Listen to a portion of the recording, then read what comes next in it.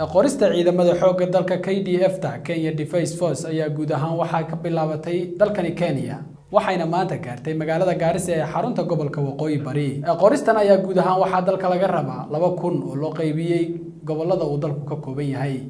Warkaasi oo faahfaahsan waxaa magaalada Garissa inooga soo diray wariye Bashiir Daahir Balal. waxaa magaalada Garissa maanta ka bilowday qoridda ciidamo cusub oo ka mid noqonaya xoogga difaaca dalka ee loo yaqaan KDF-ta oo sanadkii hal mar la qoro. layligan oo gabi ahaan dalka ka socda ayaa waxaa u sharaxan kumanaan daayar balse waxaa laga rabaa oo keli ah 2,000 guud ahaan dalka. dhanka kale madaxa diiwaangelinta Garissa ayaa ka dhawaajiyay in caqabado ay kala kulmaan daayarta sharaxan oo uu sheegay in ay kaararkooda aqoonsiga iyo shahaadooyinkooda waxbarashada qaarkood ay islahayn balse waxa uu ku nuuxnuuxsaday in uu si wanaagsan u socdo layliga Garissa. Well, my name is Lieutenant Colonel Zakaria Burudi from the Kenya Air Force. I'm the senior recruiting officer of this team that has come to Garissa.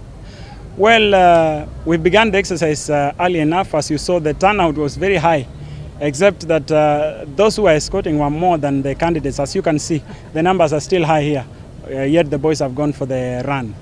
Central Division had the highest number, close to around 60 candidates. We had around 100, but for some cases, reasons here and there, because some of the names are not tallying with the names on the ID are not tallying the names on the certificates.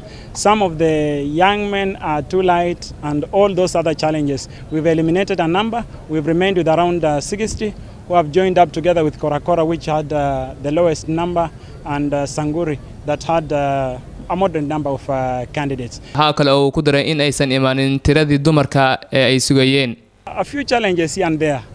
We expected a lot of ladies. We only managed to get only 4 in this on this ground.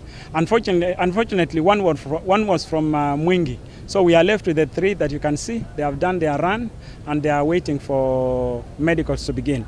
dhanka kale waxa uu Mr. Burudi uu ka shanqariyay in aysan dadku aaminsanayn in ay dumarka iyo ragga isku si wax u qaban karaan.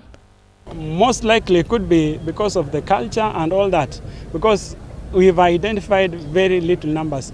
I saw the crowd and I was expecting to get around 20 ladies. I only got 4 in a whole center, Garissa. So I'm not sure. Maybe it could be something to do with the culture and the girls are sitting back, or maybe they have other better opportunities where they are rushing early before we come for the recruitment.